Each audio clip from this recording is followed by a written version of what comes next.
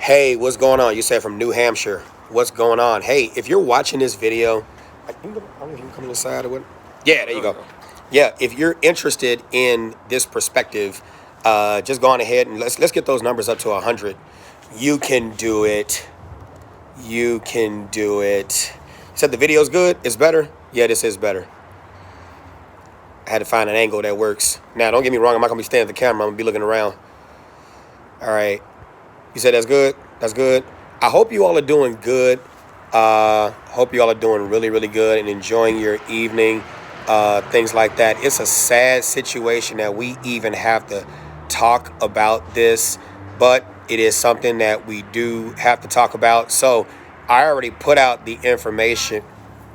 I already put out the information on the firefighter and what happened in this situation, but we see more information has come out to light about the firefighter that's lost his life. By the way, here he is right here. This is Lieutenant Dwain Williams. Lieutenant Dwain Williams. He's a retired Chicago Fire Department lieutenant. From some of the pictures that we saw, one of the things that he did, he was at the Office of Emergency Management and Communications in downtown Chicago, or I think it was in the West Loop, I believe. West Loop. That was one of his commands or one of his duties and assignments that he was in. But in any event, he retired from Chicago Fire Department, and he was the victim of a shooting, an aggravated vehicular hijacking in Chicago on 118th and Western. Yeah, Western. So I'm going to play the video as shown by the Chicago Police Department Chief of Detectives Brian Dennehy, I believe that's his name. And here we go. And we'll talk about that too, because I said some things about what happened in that given situation. And I was right in part, and there was information that was unknown about what happened in that situation. I still maintain the same opinion that I do, right? But we're going to talk about some things in specific, because there is definitely a lesson to be learned.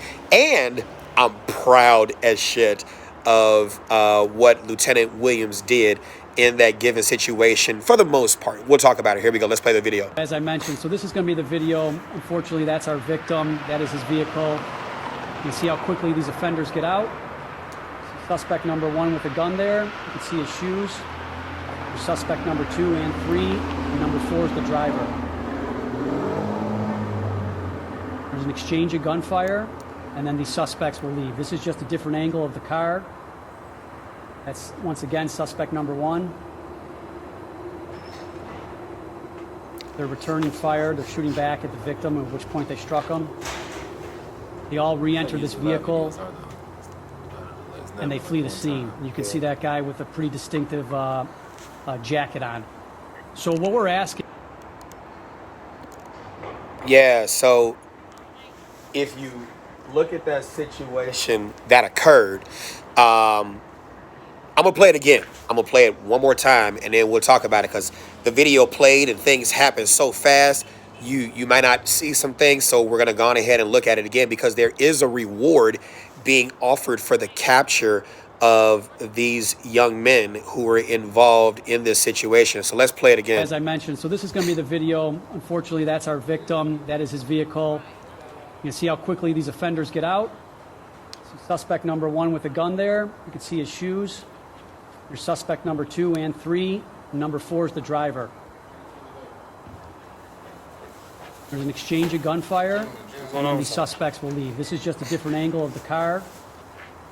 That's, once again, suspect number 1. They're returning fire. They're shooting back at the victim, at which point they struck him. They all re-enter this vehicle, and they flee the scene. You can see that guy with a pretty distinctive jacket on. So what we're asking... The viewing and the reading of his word.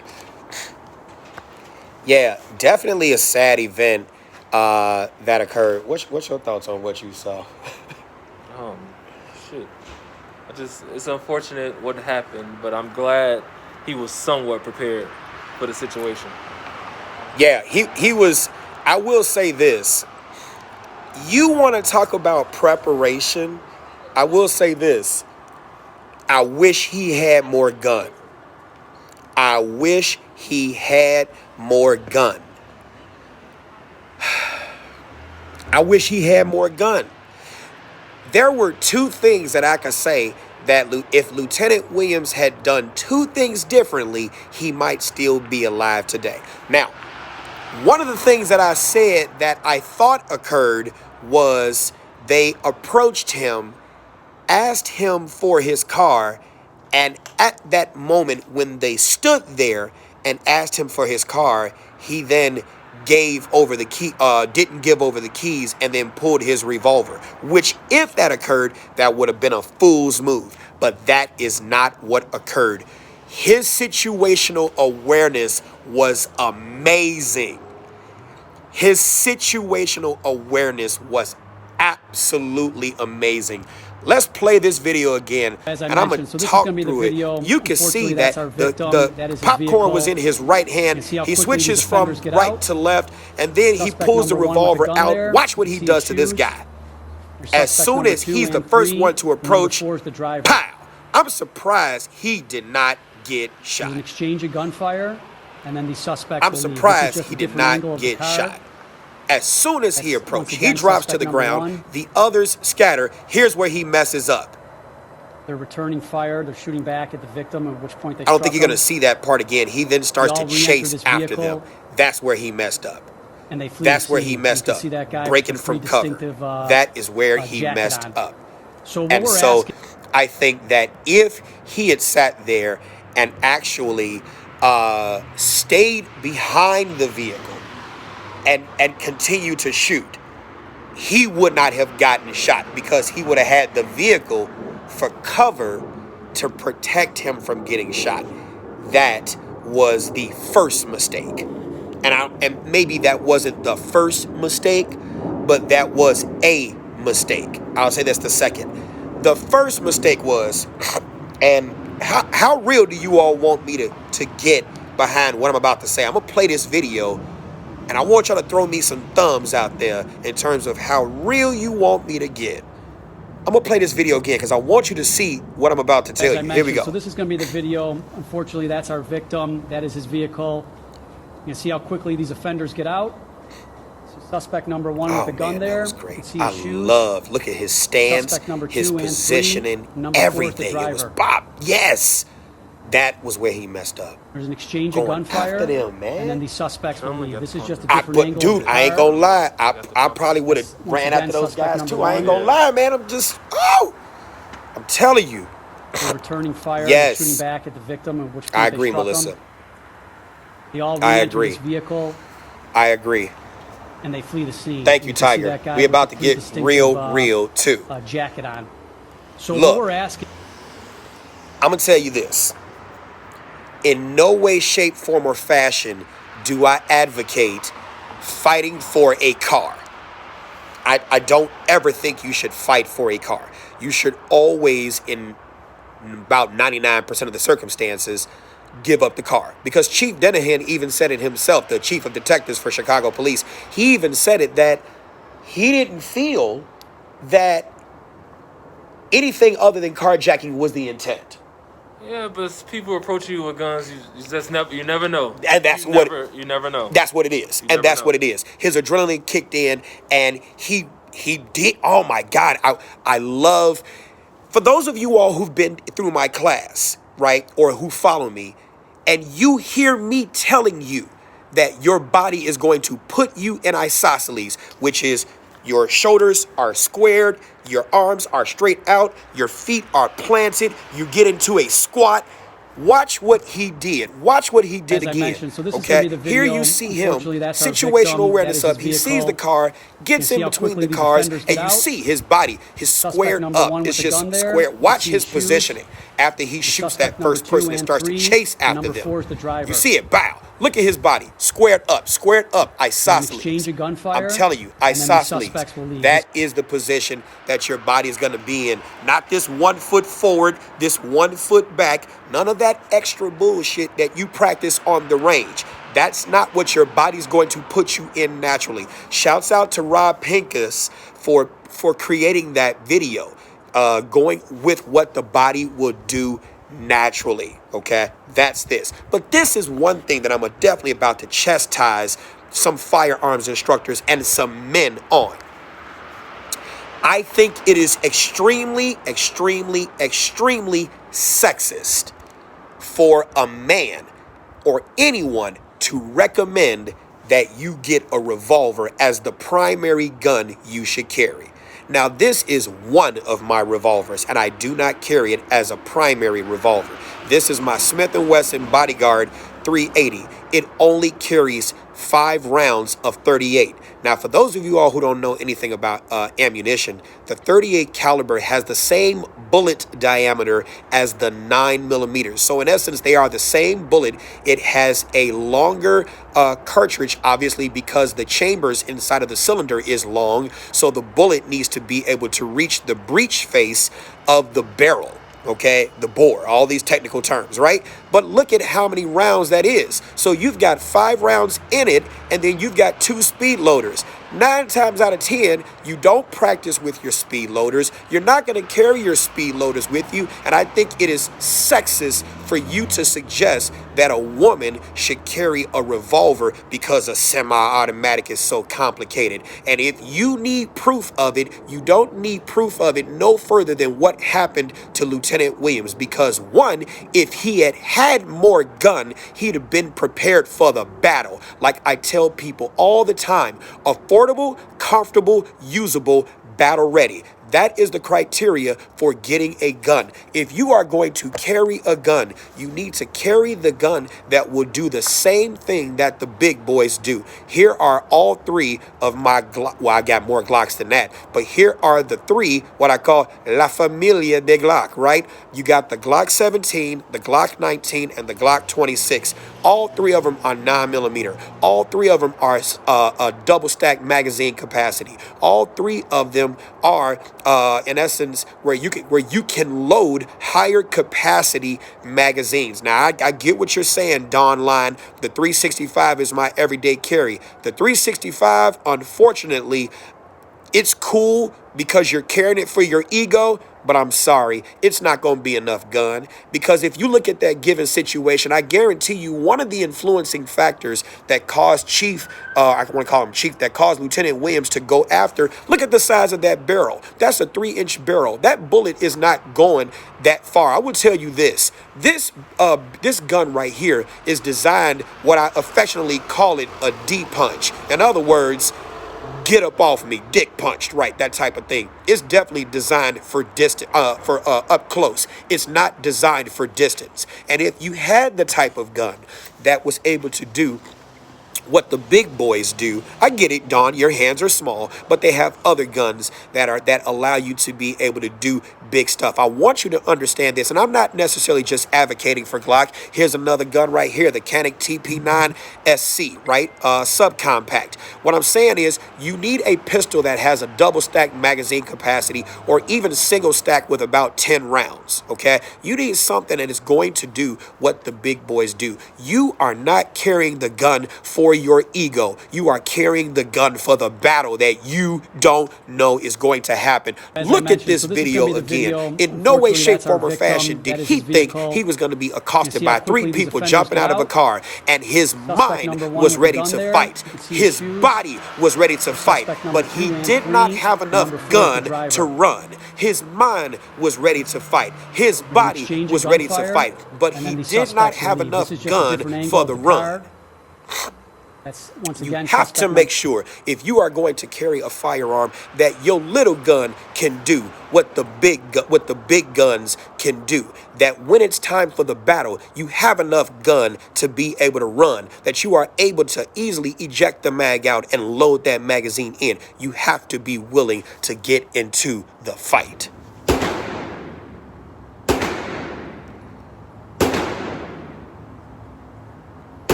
And when you get to the range, you need to make sure that you do certain things to practice certain tactics. You need to make sure that you are ready.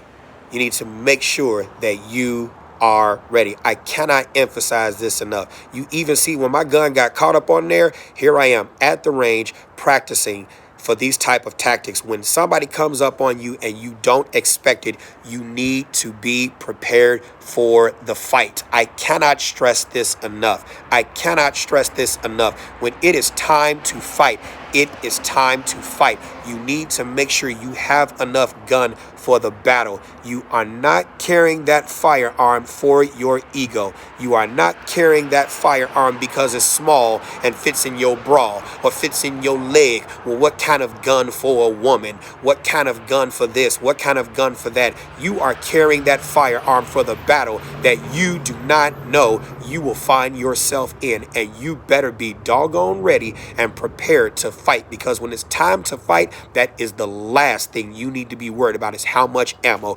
do I have. You need to make sure that you are doggone good and ready and able to do what you need to do.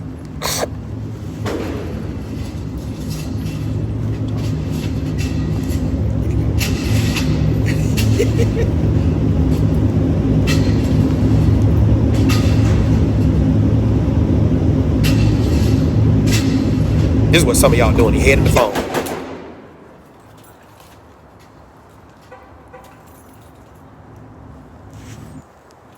I'm telling you. I'm telling you. I am telling you. You know, and sometimes you need to learn when you need to hold them too. Here's another carjacking situation with some bad advice. Here we go. Boom! It's Tactical Carl. Situational awareness. Understand individuals that's walking and what's going on. Always paying attention to people and having the means of defending yourself. Fight, flight, or freeze. In this situation, if I had my firearm on me, I would have been fighting. If the individual is pointing deadly force at you at that moment, you don't know if this situation is going to turn into a murder or a robbery. Because in a moment's notice, your subject might decide to blow your head off. So you, as an individual, you have a right to fight for your life. This is a situation of aiming at the leg would have not done you any good, because those individuals would have might killed you. But in this situation, the individual was able to attempt to get his vehicle. Now, if they have already got the drop on you, what do? Tactical Carl. What do? You fight. You fight for everything you have. Now, that's a video right there from a YouTuber and an Instagrammer, Tactical Carl out of Texas. He gave horrible advice in that given video, because yes, it is true that you don't know what in essence a person is gonna do when they come to you with that gun.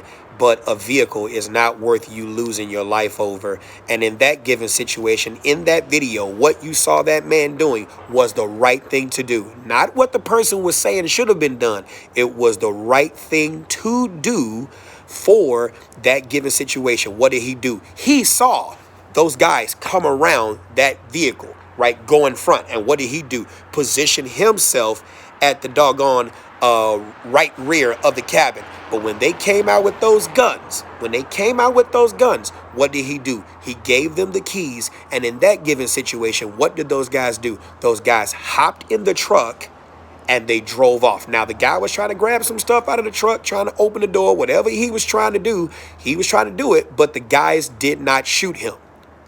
Do you see that? That's the perfect example of what the true intentions of those in that carjacking situation. They only wanted the car. Did they have? Yes, heavily outgunned. Yes, he was heavily outgunned. You had 2 semi-automatic firearms and you had a Draco AK-47. They took the truck because he let them take the truck. That is what you are supposed to do.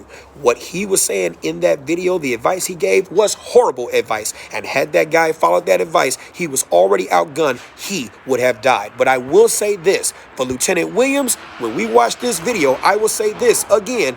Lieutenant Williams did not have a choice but to fight, because he wasn't even at the driver's side before they approached him. So he was fighting for his life, not for the car. Here we go. As I mentioned, so this is going to be the video. Unfortunately, that's our victim. That is his vehicle.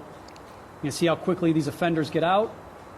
So suspect number 1 with a gun there. You can see his shoes. Your suspect number 2 and 3. And number 4 is the driver. Man, I love that first shot. That first shot was amazing. Oh! There's an exchange of gunfire. Oh, that first shot was and then amazing. the suspects will leave. This is just a different angle of the car. That's, once again, suspect number 1.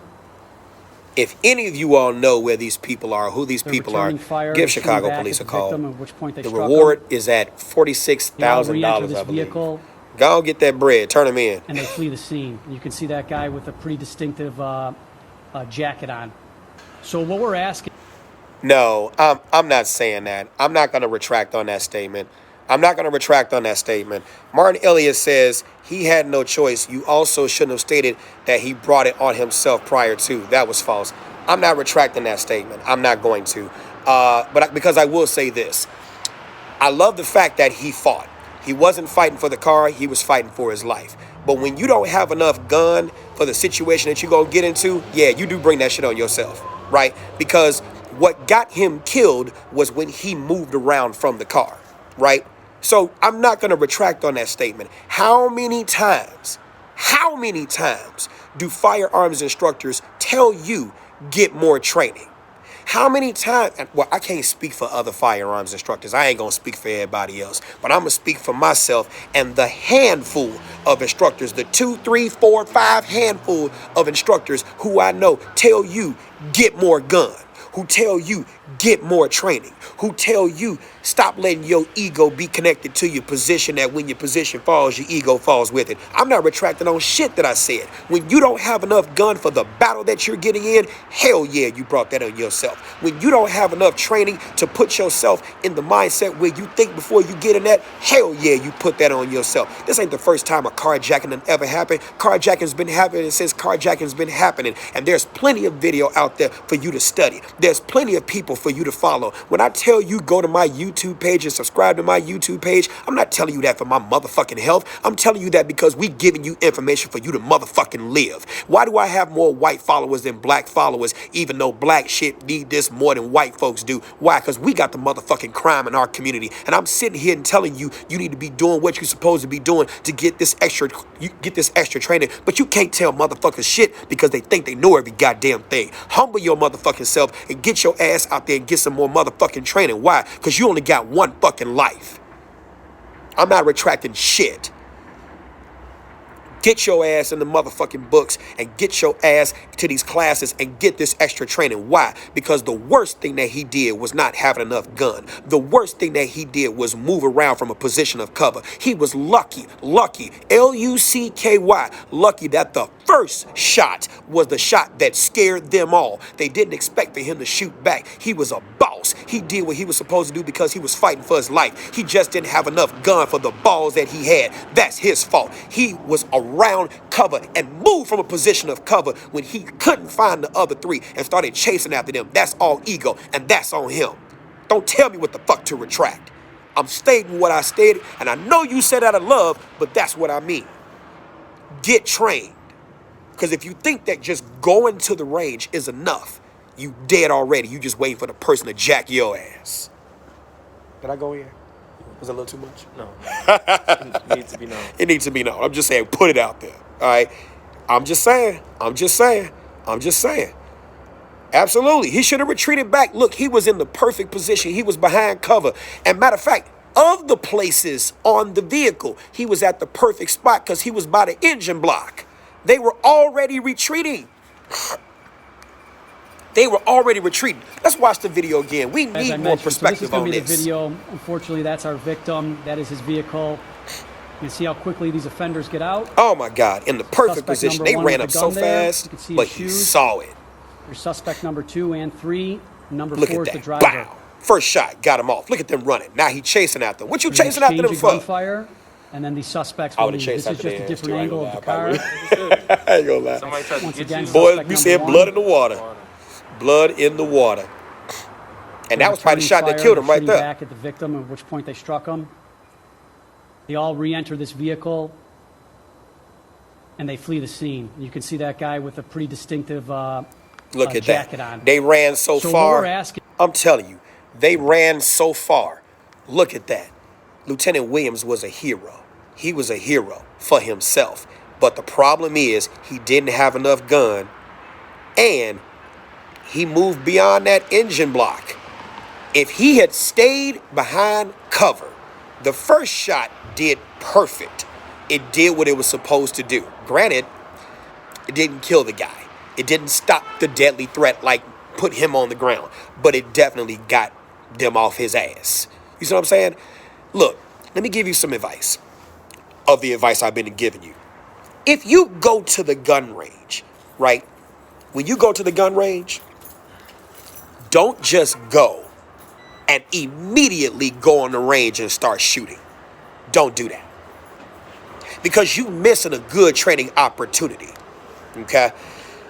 When you go to the gun range, you should spend a little bit more time, especially if the gun range is full. You should spend just a little bit more time people watching. People watching. Let me tell you why. If you spend time people watching, you will actually see that half of the people, if not a little more than half, when they go on the range, they just shooting just to shoot shit. And they hitting the paper all over the place, right?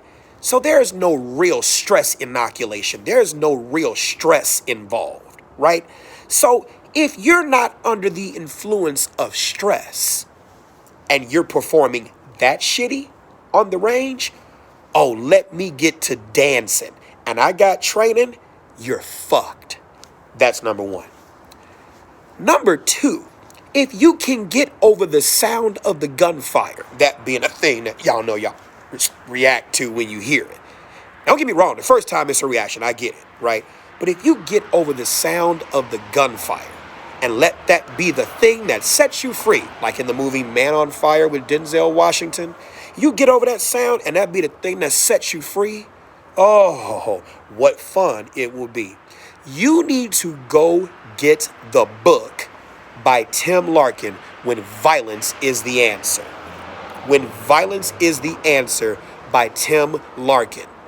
Don't just listen to me. Get a pen and paper or go to your Google search right the fuck now and get that book.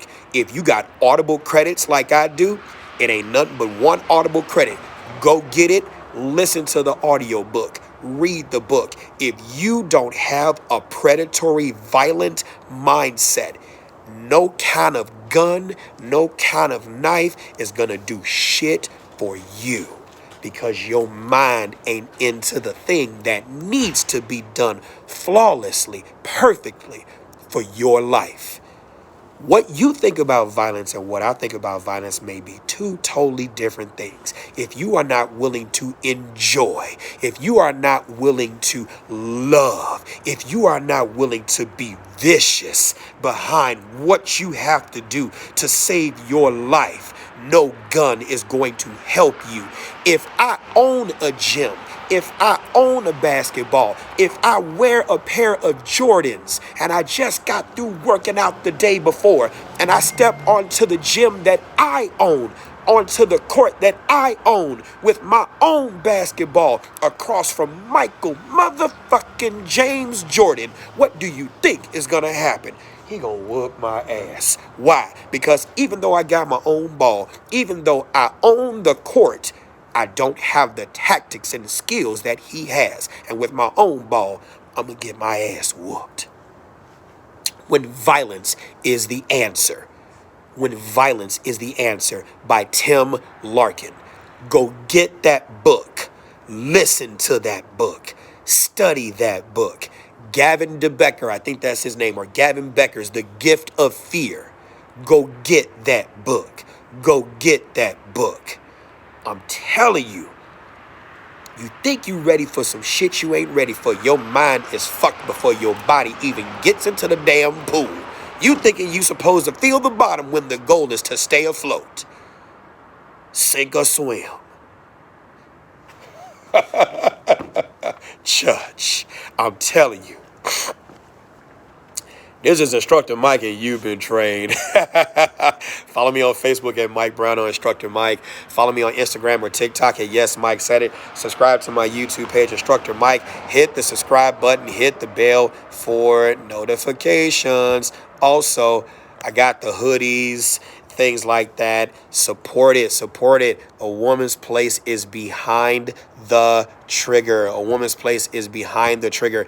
If you want the merchandise, get at me. Get at me. Inbox, inbox, inbox. Just had a concealed carry class. If you need to get in a concealed carry class, just get with me. We got the materials and all that great stuff, you know, and as always, please go on ahead and support my children's books available on Amazon. Impatience, patient. I can't even say the title right. Impatient patience. You got what I tell myself about talent, even what I tell myself about self-protection, man. What I tell myself about self-protection. Mommy, daddy, please teach me. You got what I tell myself first, children's real world affirmations of self-esteem, and even my adult book, Stuck in Fuck, The Aftermath of After Ass, How to Unfuck Your Parental Past. We got children with wounds we got adults with wounds from their childhood they have not healed from. Get your butt out there and get trained.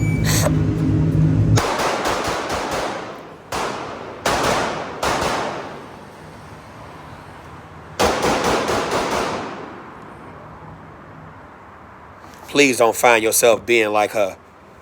Oh, that did not play all the way through. I wish that one would have played all the way through. All right, I really enjoyed y'all. I know it's that time of the year when it's cold outside. Please do not leave y'all cars running unattended, and please be aware of your surroundings. Yep, there it is. There it is. You got great advice right there. All right, we out.